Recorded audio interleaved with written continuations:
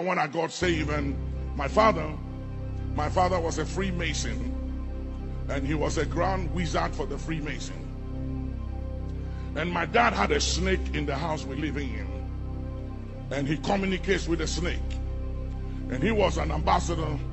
He traveled and went to London, and one of my bishops, and now he's been with me for 40 years, and I said to him, I want us to fast for 3 days and let's kill this snake. Hello and welcome to the page. And if you thought I wasn't going to talk about this, I'm so sorry, because I see and hear what you hear. I'm going to make this video in 2 parts, but in this video right now, the aim, so you get to know exactly what I'm talking about here, is to prove to you that to a great extent, maybe your idea of this seemingly trendy act of Archbishop Duncan Williams sharing swords to different pastors might not exactly mean him being in a Freemason or initiating the likes of those you have seen being given swords into Freemasonry. Please know this right now, because as we get on to this video, you're going to understand where I'm coming from, where I'm going, and I know one carry you go away, no. So see you after the intro.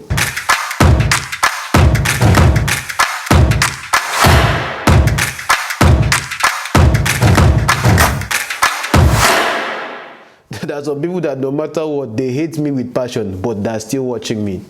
Now, let's look at the facts of this.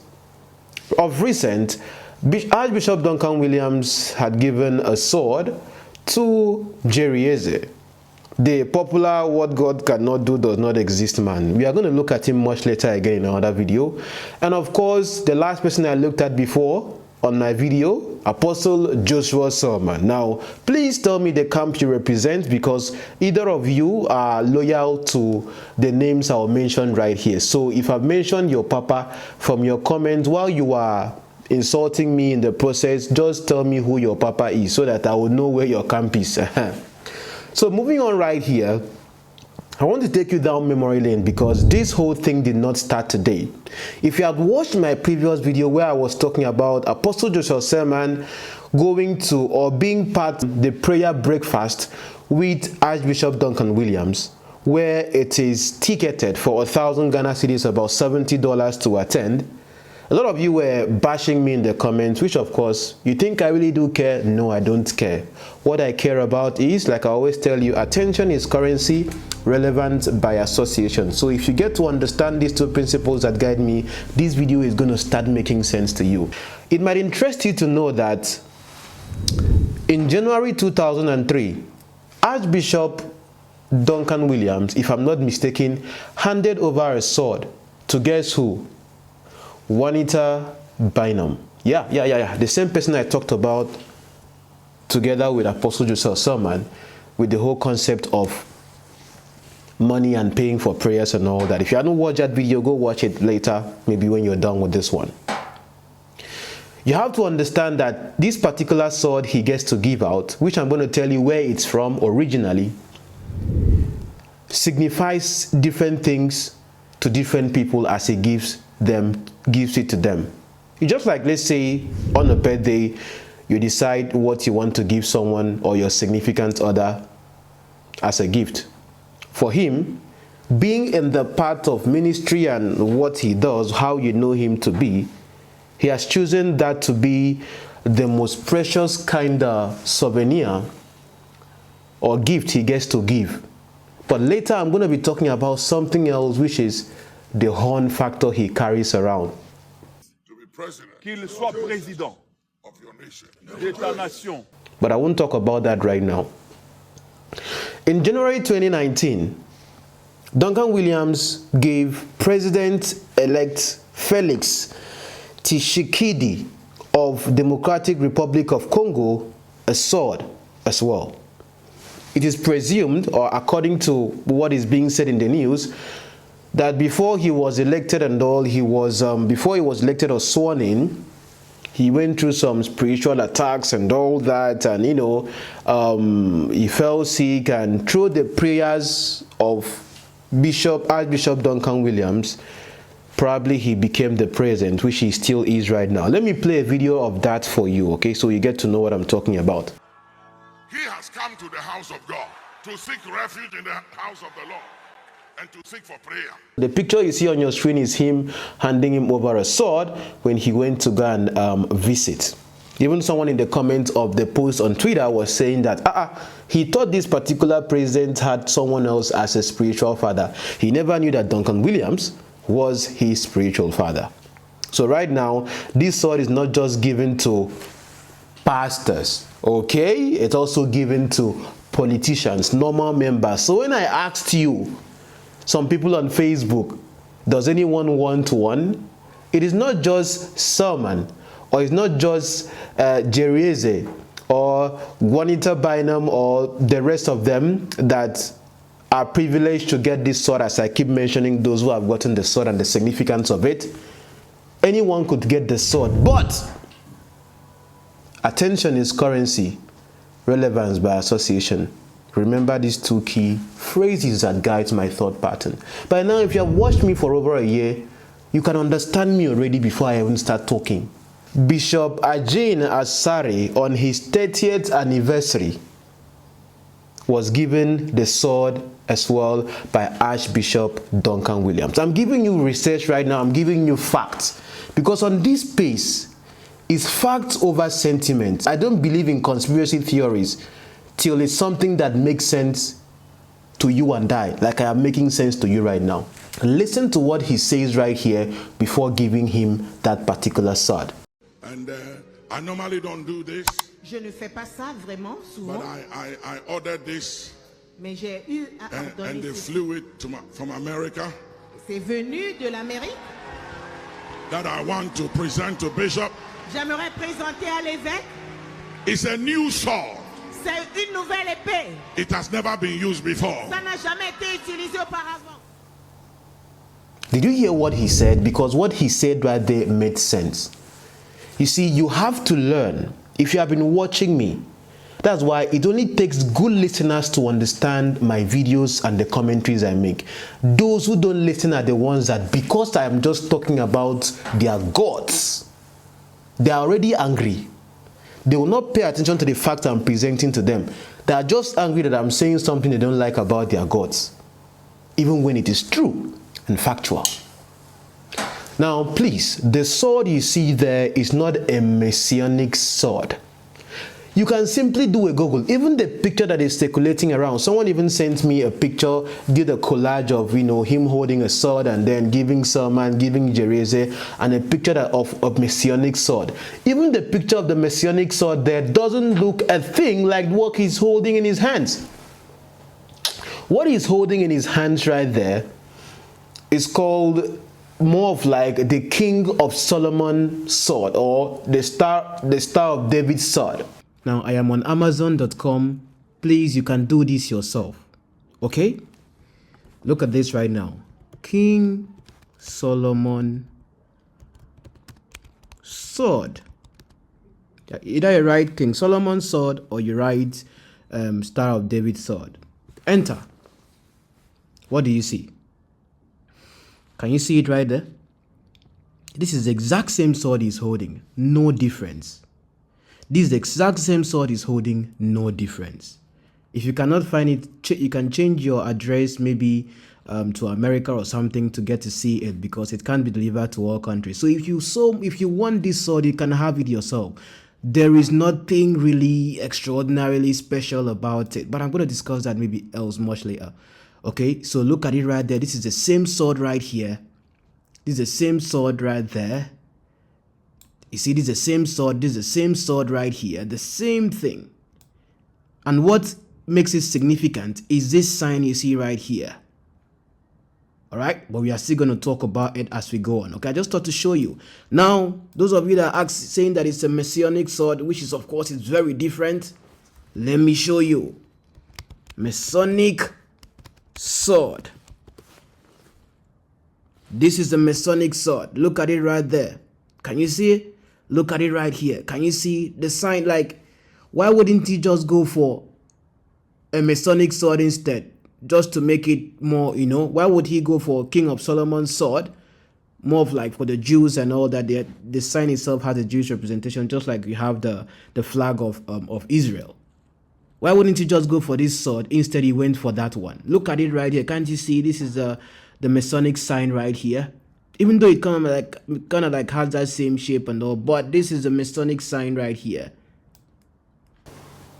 Because of that diagram you see right there, even on the Israeli flag, that same diagram is still there. So that diagram, it has a symbolic meaning like I just talked about right now, because even the seal of Solomon as well had that particular sign. It also gets to also have a spiritual sign as well, depending on how you want to look at it. And if you look at Freemasonry signs, it comes in that shape as well.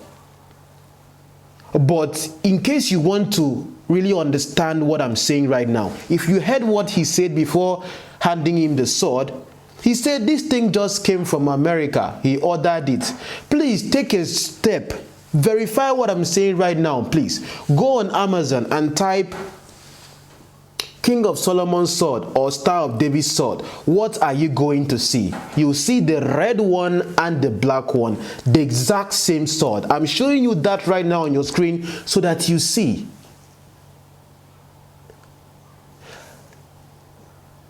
This is not pride.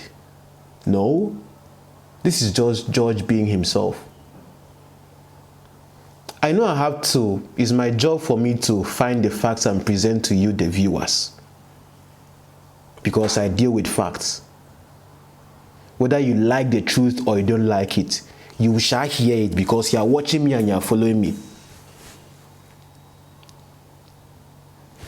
What you see right there is just someone that went shopping on Amazon, bought this particular sword, added a particular spiritual significance to it, and is sharing. But I have a warning, which I'm going to look at in my next video. This is just part one, because I don't want to make it too long so that people will not start being exasperated in understanding what I'm saying. I like to dish out my thought pattern gradually. So note that. And even as he gets to give it, and look at the person he's giving it to, look at the words he talks to Bishop Asari right there. It's a new sword. C'est une nouvelle épée. It has never been used before. Ça n'a jamais été utilisé auparavant. And I'm giving him this new sword. Et je lui donne cette nouvelle épée. On the 30th anniversary of your ministry. Lors du 30e anniversaire du ministère. To say to Bishop. Pour dire à l'évêque.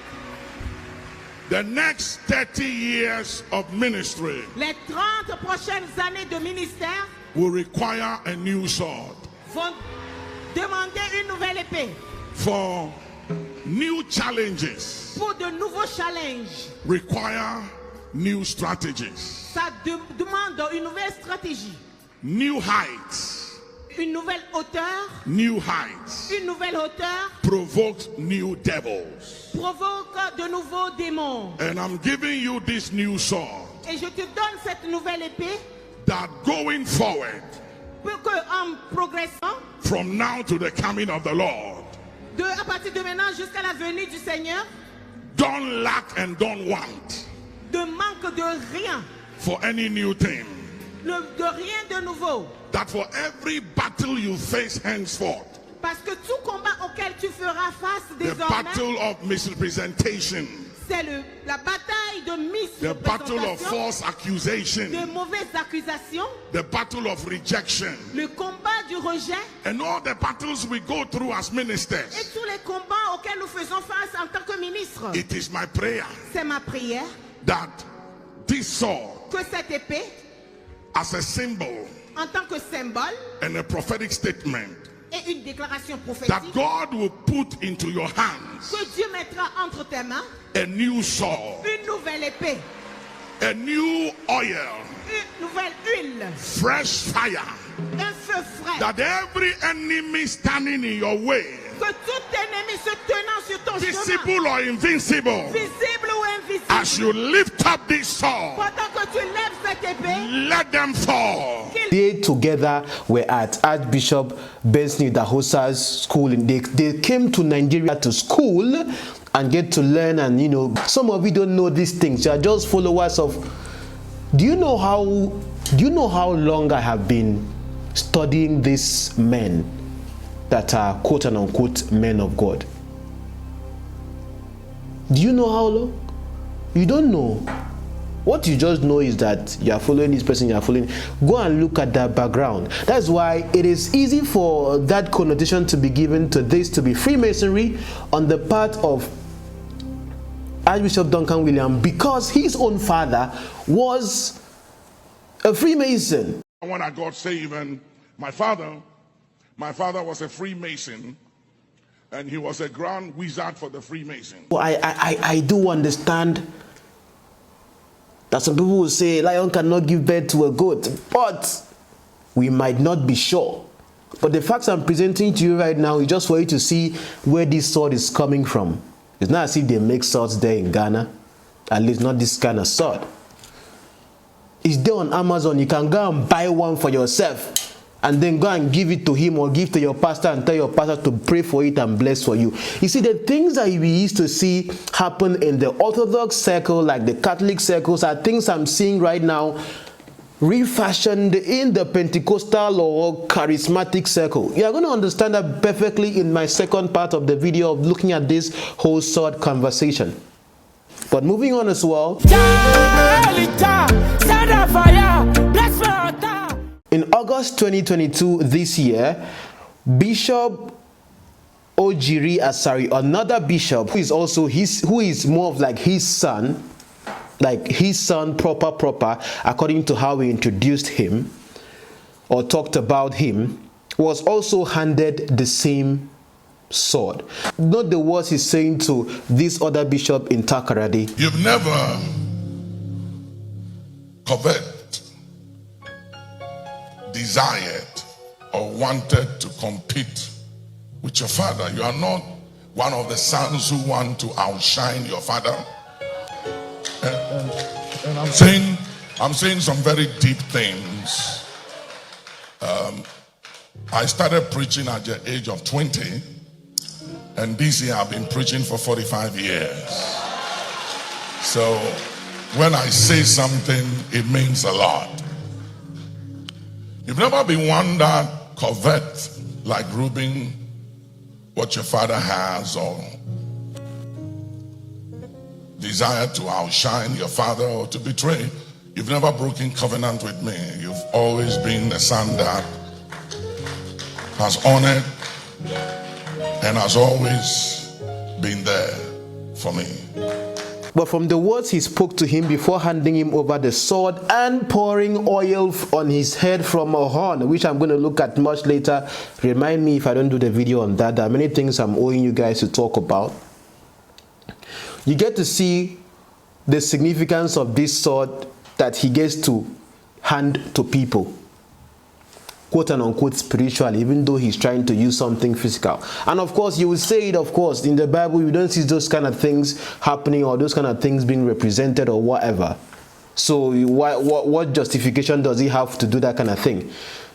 But these people, you know, this is them using the Old Testament and then trying to, later we are going to discuss about all these horns and all these things you see, and them trying to do the Jewish thingy and all that. We are going to discuss that later, but I'm just trying to discuss the fact of this right now.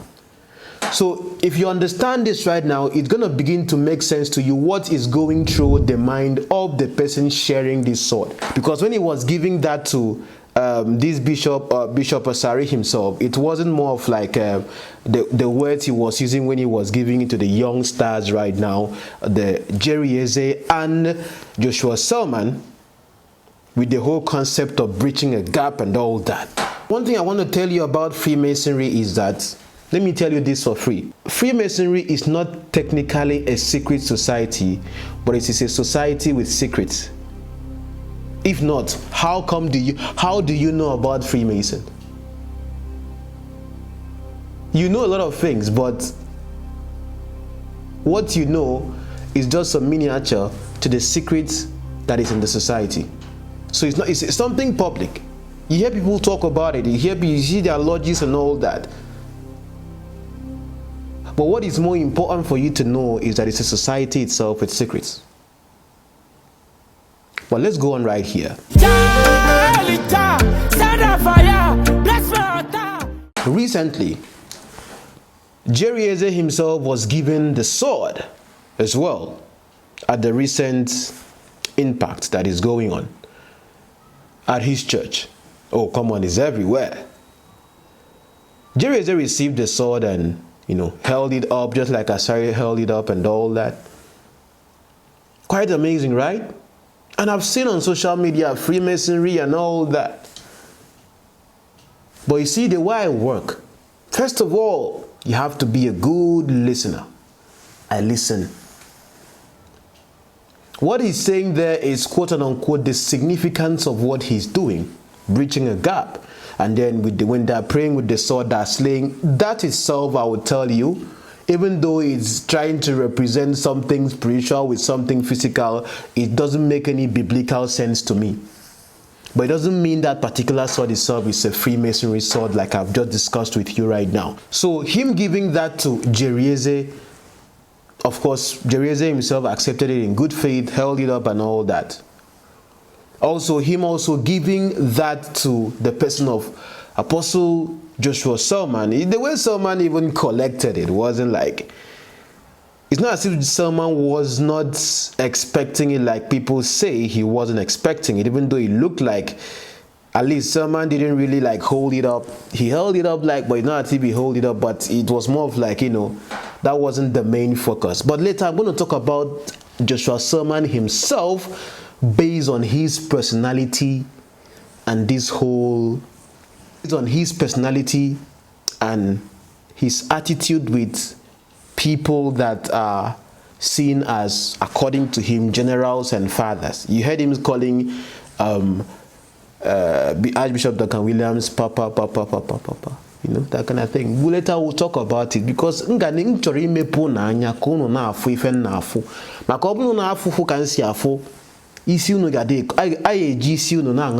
I'm saying that Joshua Selman is not like he wasn't aware. When Bishop Ojiri Asari was given his own sword, that conference that led to Bishop Ojiri Asari giving a sword, Joshua Selman was part of that conference, the 25th International Prophetic Gathering or something. That particular program that led to him giving a sword, Apostle Joshua Selman was part. So, based on the attention that Apostle Joshua Selman has, this is more of like the peak of his career or ministry. Like he's more of like at this come on. The same Joshua Selman was there in Lagos, was prayed for in Nigeria by pastors and those quote unquote the fathers in Nigeria, when he was also in Ghana for the impact as well. Archbishop Duncan Williams and other bishops, or would I say pastors, they also prayed for him. Like it's as if there is this he's getting a lot of attention, not just from you that is watching me right now because of his name mentioned in this video, because some of you are very big fans, but also getting the attention of those who have maybe gone before him and all that. So I am not surprised that when I get to talk about his personality, it's like my channel starts catching fire. But learn to face the truth of what is being discussed than being sentimental over what you do not understand. Because right here, I am not seeing in this context, in this video, this being a Freemasonry thingy. If everyone is talking about the sword, that's why I wouldn't mainly focus. I have decided to focus on the sword right now, and I've shown you where the sword is coming from, what it's called, and if you look at that, go on the same Amazon and type Freemasonry sword. Why didn't he that bought it from Amazon, why didn't he go and type Masonic sword to get the sword that he got? It has the red, the black, and I think the blue. Why didn't he go for the Masonic sword, but instead he went for the King Solomon's sword or the Star of David's sword? Think about that yourself. So before you now start alluding that this is a Masonic sword, try to also know the etymology of this. You heard him say it with his mouth. It's just that doing this right now, all these things you are introducing right now, he's making this sort of thing a mainstream thing. Like, maybe today where he started, I don't show it saying like since 2000s. That's why I wouldn't focus more on these pastors and all of this. I'll focus on what are they saying, what are they doing that is coming out, like Suleiman that is known for his scandals and all that. And by their fruits you shall know them. By their fruits. So right now, the Junita Bynum that was very close to Archbishop Duncan Williams, what is she doing right now? Google her and get to know her person, and like a lot of things have been going on with her ministry and all that, and she's a prophetess. Right now that Joshua Selman is more of like, it seems like he's fraternizing with the person of Archbishop Duncan Williams. What fruits are you going to be seeing from him? What will you be hearing him preach? What will you be hearing? Look at the fruits. These things you see right now, trust me, no one will be that really dumb to be, publicly exposing their, if they're in a fraternity like that in that way. First of all, I listen to you, what you are preaching, if it's something that is in accordance with the word of God. Number two, the stories that come out about you, how true they are. We have examples of Apostle Suleiman and his issues everywhere. Who knows what is coming next tomorrow? And then third, let me keep that one. You haven't gotten there yet in my pattern of thought and how I do things. Because in the part 2, I have a special message for the two new custodians of the sword. Because if I see you people going in the path of what I have seen already with those who have collected this sword, not casting upon casting. It's called casting crowns. Things. But you could tell me in the comments what you think, because the part 2 of this is gonna be interesting.